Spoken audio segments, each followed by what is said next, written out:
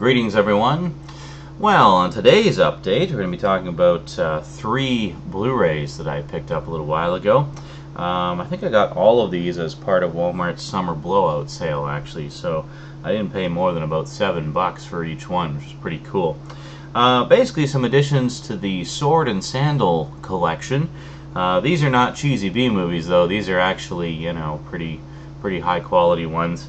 And yeah, so let's take a look at what we got this time for the Sword and Sandal Blu-ray collection today on the Multimedia Chronicles.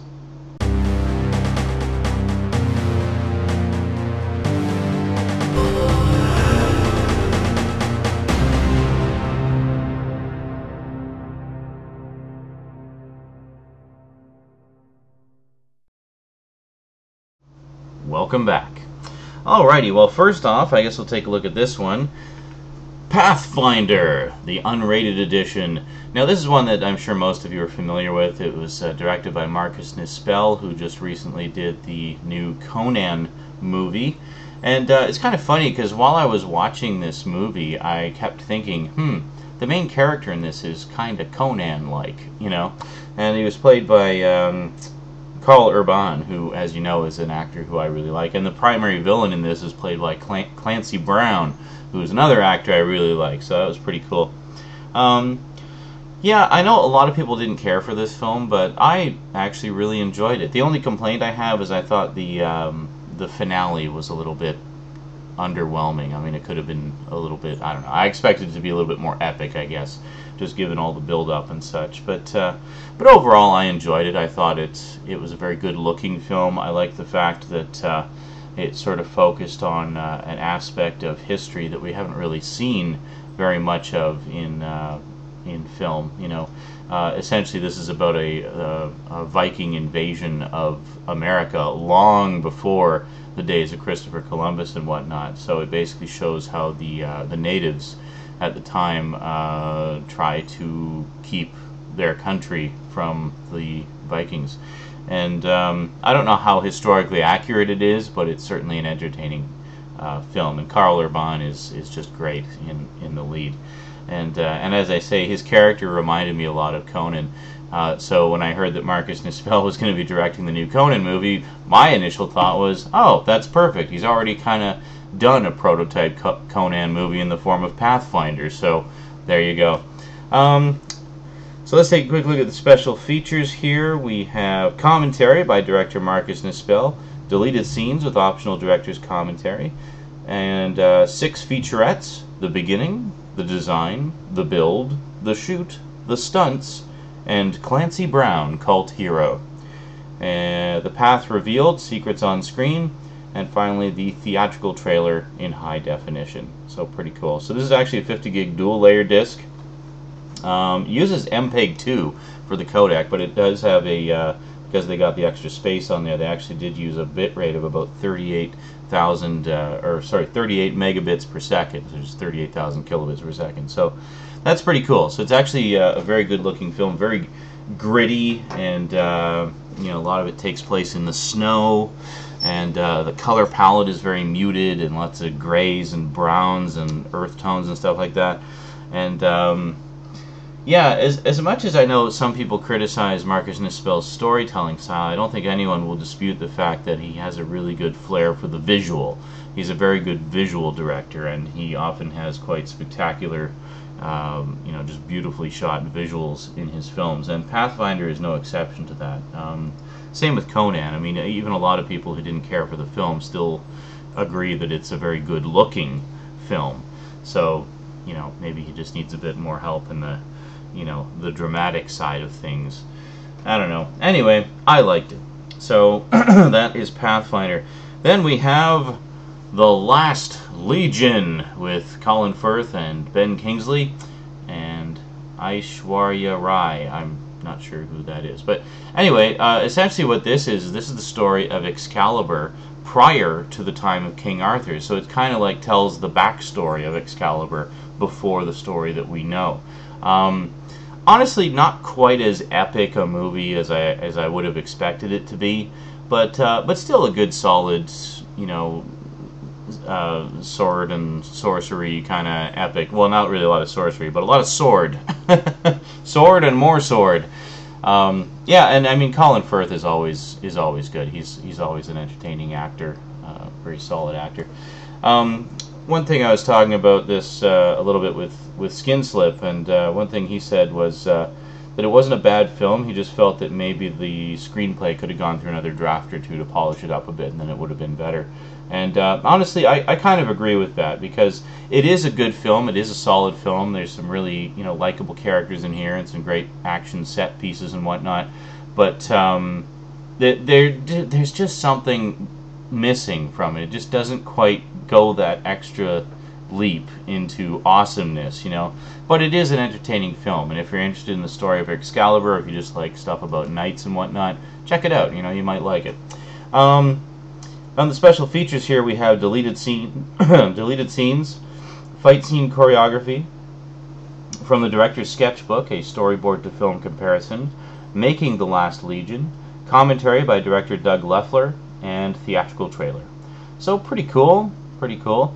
One odd thing about it is I see that it's actually encoded in 1080i rather than 1080p. I don't know why that is. Maybe it was filmed with high-def video cameras or something. I have no idea.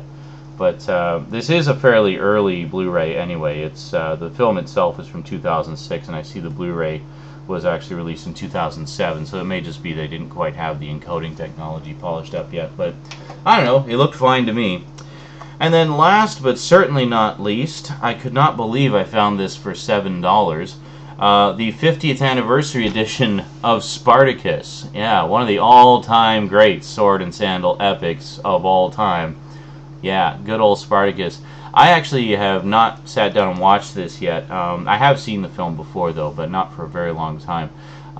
This is another one where I really got to set aside like an afternoon or something. The running time on this is 3 hours and 17 minutes, so it is quite a long haul. But I love these old school epics, you know, stuff like Ben-Hur and Lawrence of Arabia and all those. I love those.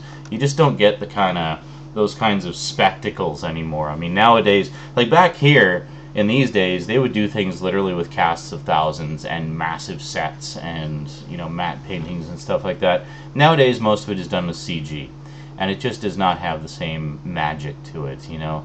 I mean, when you see something like Spartacus, you see an army of guys, you know that's an actual army of guys, you know. Thousands of people, like extras and whatnot, that they hired to be in it, and it makes it more of a spectacle, I think, when you actually see them not faking it like that and really, you know, bringing it together.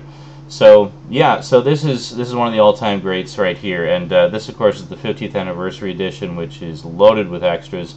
We have deleted scenes, archival interviews with Peter Ustinov and Gene Simmons. That's the actress Gene Simmons, not the singer from Kiss. Behind the scenes footage, which is actually pretty cool to see, because you don't often get that kind of thing with older movies like this, so it's really a treasure when they find actual behind the scenes clips that they can put into the extras. It's great. 5 vintage newsreels, image galleries including production stills, concept art, costume designs, storyboards, posters, and print ads. Very, very cool indeed. This one is in 1080p, 2.20 to 1 aspect ratio. Just trying to see if it's, yeah, it's a 50 gig Blu-ray disc as well. I heard through the grapevine there were a few minor issues with the transfer, but nothing really that stood in the way of your enjoyment. Just that it wasn't, essentially that some people felt it wasn't as good a transfer as it could have been, and that maybe at some point we'll get a retransfer. But, you know, one of Stanley Kubrick's all-time greats right here. Gotta love a bit of Kubrick. And there you go. That's it. It's actually kind of a short update today, but yeah, just some cool additions to the Sword and Sandal and you know, historical epic collection. Yeah, so kind of a mixed bag. So we got a classic, one that could have been classic, could have been polished up a bit, and one that people seem to either love it or hate it. But you know, whatever, it is what it is. I just like movies, man. I mean, good, bad, mediocre. As long as I personally find some entertainment value in them, then I'm cool with it. Alrighty, so I guess that's it. So that's it from me to you for now. So until next time, thanks for watching, and sayonara.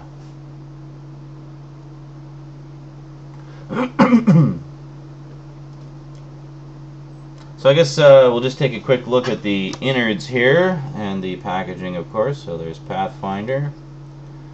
Not really much on the back there, but if we open it up, spin that around here.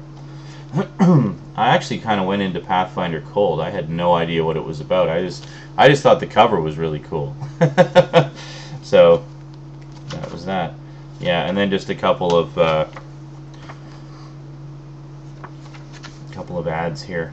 Don't ever buy Patton on Blu-ray until they do a proper re-release of it. That is a freaking DNR disaster right there. It is considered one of the all-time worst transfers on Blu-ray, which is really a shame because it's a wonderful film. And there we go. And blah blah blah. Yeah, and just, you know, make sure you got the latest firmware update. You always get that in there. So, okay, and that's it. There's no other inserts, just a couple of ads and a reminder to keep your firmware up to date. Very nice. And Last Legion, just check here. Okay. So Last Legion, we have the front there and the back. Try to hold it still for a few seconds at least. And the spine, very nice. And then inside we basically just have the you know, nice disc art there, and it's actually a reversible cover, so you can have all French or all English, which is odd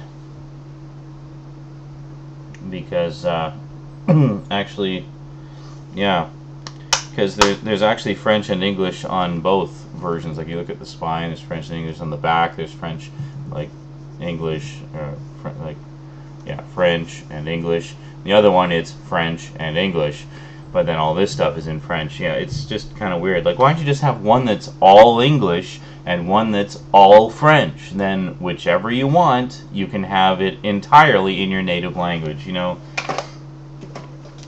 I just don't get that. Alrighty, and then finally, Spartacus, 50th Anniversary Edition. Very nice. And ones like this, where the title is the same in French as it is in English. Spartacus, or Spartacus. I don't understand why they feel the need to print it twice on there. Yeah, so this one, it just has the most amazing inside ever. Wow, look at that. That's incredible. Alrighty. Sorry if I'm a little bit phlegmy. Yeah, disgusting. I'm just kind of battling the onset of a cold here.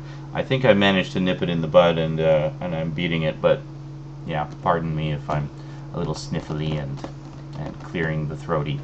Alrighty, well, that is it for me to you for now. Some nice additions to the collection there. And yeah, so I'll talk to you next time. Until then, thanks for watching, and sayonara.